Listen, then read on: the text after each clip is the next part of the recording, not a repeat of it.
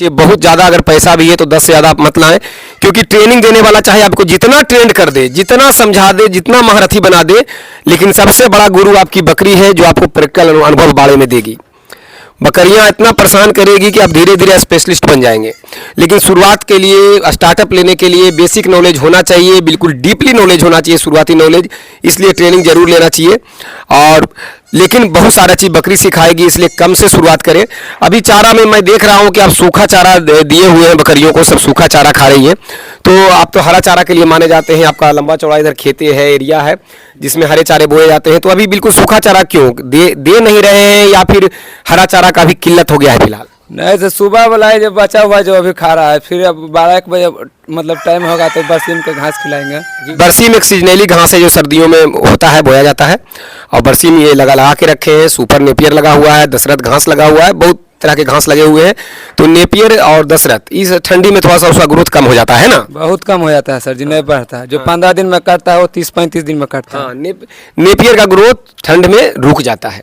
तो बरसीम का ग्रोथ प्रॉपर रूप से चलता है, क्योंकि वो सीजनली घास है।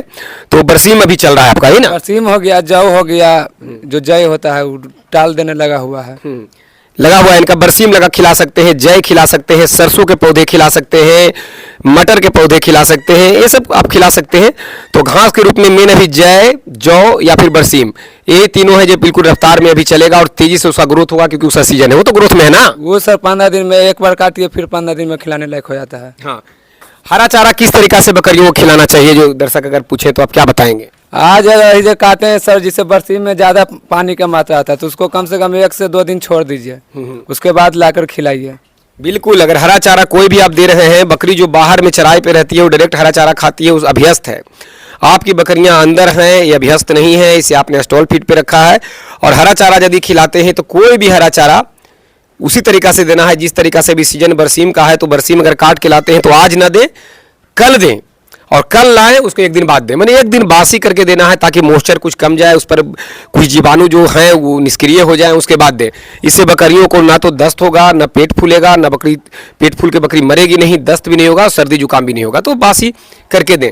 टीपू जी, मैं यहाँ आया हूँ आपके पारा वीडियो बनाने के लिए, तेबारा वीडियो बनाने के लिए, ताकि दर्शकों तक आपका अनुभव पहुंचाऊं, और दर्शक भी आपको बहुत पसंद करते हैं। बकरियां बिल्कुल आपके स्वस्थ है, जो कि दर्शक देखेंगे, जो पहले भी देखे थे वो देखेंगे तो उन्हें एक हिम्मत बनेगा कि ये लड़का इतना दिन से कर रहा और यहाँ से यहाँ पहुँचा। तो अभी बकरियां तो आपके पास 15 है जो आपने खरीदा धीरे धीरे करके। आप उसका शुद्ध मुनाफा जो उसके बच्चे हैं, जो कितने, अभी बच्चे कितने आपके पास? बच्चे सर तब 15 था, 15 फिर हो गया, यानी 30 बच्चे हैं। जी सर, 30 बच्चे इनके पास अभी वर्तमान में 30 बच्चे हैं। 15 बच्चा अगला बार मैं आया था उस समय था, उसके बाद न्यू बोर्न जो बच्चे जन्म लिए, न्यू बच्चे जो आए वो 15 हो गए। तो यानी कि 30 बच्चा आपके पास अपना, यानी 15 बकरी आपने खरीदा था और 30 बच्चे आपके अपना हो गया सर। अपना हो गया। उसके बाद 12 बकरी बिल्कुल आपकी गाभिन है जो बाद में बच्चे देगी, और 3-4 बकरी है जो इस नवंबर में दिया ना बच्चा सर जी। हाँ। 1 तारीख से लेकर 5 तारीख तक। हाँ। और 25 से 30 में फिर से कुल प्रेग्नेंट हो गया, फिर हो गई। और कुछ बकरियां हैं जो जैसे कि बकरी उधर बैठी हुई है जो अभी मैंने दिखाया, वो जल्द में बच्चा देगी। तो 15 का तो हो चुका है, इधर 30 हो गया, और 1-2 बच्चा जरूर देगी तो 32 हो जाएगा। 2 महीना पहले इसको खरीद के लेकर आए थे। अच्छा, तो 15वां यही ना है? जी सर, ये मिला के ना 15 हुआ? जी सर। हाँ, तो देखिए 15 धीरे धीरे करके इन्होंने पूरा किया है, लेकिन 30 बच्चे इनके आ चुके हैं, जबकि ये 2 महीना पहले ही खरीदे हैं, ये भी गर्भित है और बच्चा देगी। तो इसीलिए कभी बच्चा से फार्मिंग शुरू नहीं करना चाहिए। अगर कोई बच्चा से फार्मिंग शुरू करता है, छोटे मेमने खरीदता है सस्ता के चक्कर में, पैसे की किल्लत के कारण, तो फिर उसे एक खुशी देखने के लिए नहीं मिलेगा कि साल भर होते होते नए 30 बच्चे उसके पास आ जाएं और बकरियां फिर से गर्भित हो जाए। ऐसा संजोग उनके साथ नहीं बन सकता, क्योंकि जब छोटे बच्चे लाए हैं तो पहले बच्चे तैयार करने में उनको लग जाएगा ना टीपू जी? जी सर, ये तैयार हो रहा है सर, जिसमें लगभग ये आपके अपने बच्चे न हैं? जी सर, ये पहला बार जो दिया था। हाँ, ये बच्चे हैं जो आपके यहाँ जन्म लिए। तो एक पठिया तैयार भी हो गई आपकी। अभी इसको क्रॉस नहीं करवाएंगे, बिल्कुल नहीं कराना चाहिए जब तक ये बिल्कुल शरीर रूप से बिल्कुल फिट ना हो जाए, ग्रोथ ना हो जाए, माँ बनने लायक हो नहीं जाए, जब तक इसको क्रॉस कराने नहीं है तो सही बात है। लेकिन ये तो है ना कि आपके पास ये बकरियां बिल्कुल ये बच्चे, और इधर आइए, 6-7 है सर, ये है, उधर भी आपका होम ब्रीडिंग बच्चे हैं वो। तो ये बच्चे तैयार हो गए। तो साल भर के फार्मिंग में जो 30 बच्चे इनके आए हैं, तो इसमें से इतना बच्चे जो हैं ये जवान हो चुके हैं दोस्तों। एक खस्सी है, जी सर, बरबरा है सब, एक खस्सी बना के आप रखे हैं कुर्बानी वगैरह के लिए, है ना? जी सर, इसको बेच के फिर से फीमेल खरीद लेंगे। इसको बेचकर बेच के सर मदर गोड फिर से खरीद के लेके आएंगे। हाँ, यही व्यवसाय है दोस्त। आदमी पूंजी लगाता है, आता जाते टर्नओवर होते रहता है, इसलिए काम कोई करता है कि मैं अगर मेल आ गया तो मेल ज़्यादा हो गया तो बेच के हम फीमेल लेके और बढ़ा लेंगे। मेरा इरादा अभी बेचने का नहीं है, लंबा चौड़ा बढ़ाने का है। जी सर, इसको जितना भी मेल आएगा ना तो इसको बेच के या फिर से फीमेल खरीद के लेके आ जाएंगे। मैंने कोई अगर आपसे फीमेल बारबारी की बकरी मांगना चाहे, देना चाहे, लेना चाहे तो क्या आप देंगे अभी? अभी नहीं सर जी, अभी तो हम खुद ही जब बढ़ाएंगे। हाँ, स्पष्ट रूप से सुन लीजिए, अभी एक जुनून बना हुआ है, अभी ये बढ़ाएंगे। इन्होंने बोला है कि मेरा 150 का टारगेट है। इधर बाउंड्री के उस तरफ देख रहे हैं, सब इन्हीं का प्रॉपर्टी है, तो इनके पास जगह है, गांव में है, और गांव में हरा चारा का कोई किल्लत नहीं है, खेती बाड़ी है, खेत से अनाज भी उग जाता है। मकई वगैरह तो अपने खेत में उगा लेते हैं। जी सर, मकई हो गया, चाहे मिक्स ऑयल बनाने के लिए सब घर ही का हो जाता है। तेल, मिक्स ऑयल में तेल, लहसुन, ये सब लगता है, सब घर का ही है। जी सर, मकई वगैरह, गेहूं वगैरह सब घर का ही है। मकई गेहूँ सर खेती करते हैं जो। अपना खेती है ना? जी करते सर। हैं।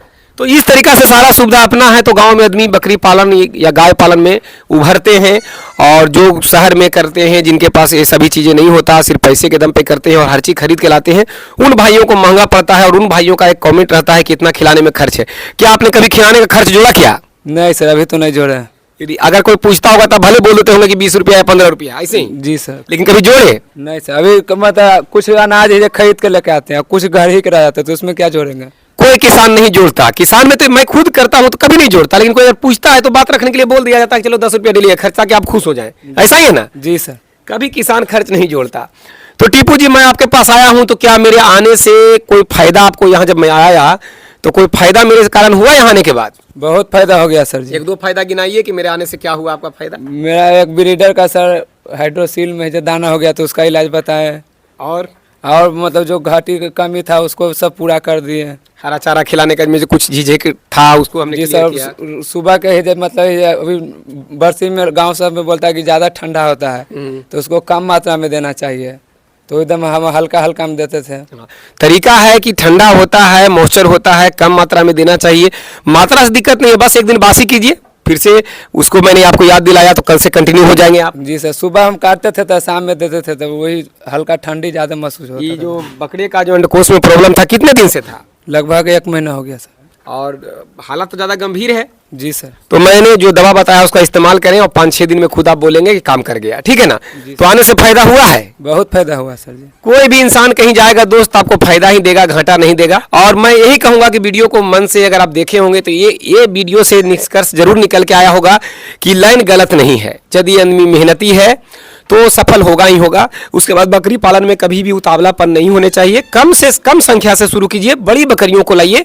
गर्भित बकरी हो तो अगर लोकल से नज़दीक से ला रहे हैं तो गर्भित होनी चाहिए, या दूर से ला रहे हैं तो भी युवा बकरी होनी चाहिए, ताकि आने के बाद वो अपना प्रक्रिया में लग जाए। बच्चे से शुरुआत नहीं करने चाहिए। अगर ये बच्चे से शुरुआत करते तो आज ये 30 जो बच्चे आ गए इनके पास वो नहीं होते, और 30 उसमें से 15 बच्चा, 7-8 बच्चा तो बिल्कुल युवा हो चुका है, और फिर से बच्चे लहलहा रहे हैं बाड़े में। यानी टोटली 30 बच्चे वर्तमान में हैं जो इनके बाड़े में जन्म लिए हैं, और 12 बकरियां गाभिन है जो कुछ दिन बाद बच्चे को जन्म देगी, और 1-2 बकरी ऐसी है जो 1-2 दिन में जन्म दे देगी बच्चे को। ऐसा ही है ना सर? वो 12 में सर 4 देगा फरवरी में, 8 है 10-15 दिन जो प्रेग्नेंट हुआ है।